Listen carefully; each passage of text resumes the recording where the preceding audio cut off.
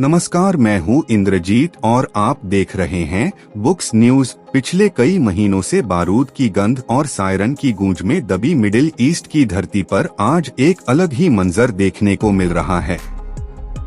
पूरी दुनिया के लिए आज का दिन सुकून भरी खबर लेकर आया है। ऐसा लग रहा है मानो सारा विश्व फिर से उसी पुरानी खुशी और चैन की तरफ लौट रहा है जिसका इंतजार बेसब्री से किया जा रहा था। पाकिस्तान की जमीन से शांति का पैगाम सबसे हैरान करने वाला और बड़ा बदलाव अमेरिका के डोनाल्ड ट्रंप के सक्रिय हस्तक्षेप से आया है। ट्रंप ने पाकिस्तान की डिप्लोमेटिक मदद और सूझबूझ का इस्तेमाल करते हुए युद्ध विराम सीज़फायर की तरफ एक मजबूत कदम बढ़ाया है। उन्होंने यह साबित करने की कोशिश की है कि अगर बातचीत का सही मंच चुना जाए तो कठिन से कठिन युद्ध को भी रोका जा सकता है। आज मिडिल ईस्ट का आसमान पूरी तरह साफ है। न तो वहां लड़ाकू विमानों की गर्जाहट है और न ही किसी हमले की चेतावनी देने वाले सायरन की आवाज।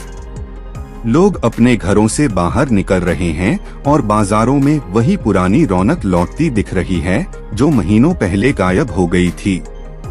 अमेरिका की एग्जिट और इजराइल की खामोशी, हालांकि इस शांति के पीछे कुछ ऐसे सवाल भी हैं जो थोड़े चिंताजनक हैं। ट्रंप की नीति हमेशा से अमेरिका को बाहरी युद्धों से निकालने की रही है। ऐसा प्रतीत हो रहा है कि अमेरिका अब इस युद्ध से पूरी तरह बाहर हो चुका है। लेकिन यहाँ सबसे बड़ी चिंता इजराइल का रवैया है। इजराइल ने अभी तक ईरान को लेकर कोई भी आधिकारिक बयान जारी नहीं किया है। जब दुनिया जश्न मना रही है, तब इजराइल की यह खामोशी काफी रहस्यमयी लग रही है। क्या इजराइल ने इस युद्ध विराम को दिल से स्वीकार किया है या फिर वह बिना अमेरिकन सहायता के अपनी नई रणनीति तैयार कर रहा है? ईरान और इजराइल के बीच के रिश्ते अभी भी सामान्य नहीं लग रहे हैं।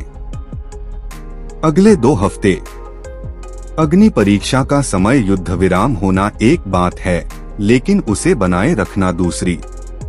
आने वाले 2 सप्ताह, 2 हफ्ते पूरी दुनिया की राजनीति के लिए बेहद अहम होने वाले हैं। इन 2 हफ्तों में साफ हो जाएगा कि क्या इजराइल और ईरान के बीच पर्दे के पीछे कोई समझौता हुआ है। क्या पाकिस्तान और अमेरिका की यह नई पहल मिडिल ईस्ट में स्थायी शांति ला पाएगी? बिना अमेरिका के सक्रिय समर्थन के क्या इजराइल ईरान के खिलाफ कोई स्वतंत्र कदम उठाएगा? निष्कर्ष, फिलहाल दुनिया के लिए यह खुशी मनाने का वक्त है। मिडिल ईस्ट के मासूम लोगों के लिए आज की सुबह एक नया जीवन लेकर आई है। अगर यह कोशिश कामयाब रही तो इसे एक बड़ी कूटनीतिक जीत माना जाएगा। हम सब की नजर अब इजराइल के अगले कदम पर है। उम्मीद है कि बारूद का धुआं अब दोबारा इस साफ आसमान को धुंधला नहीं करेगा।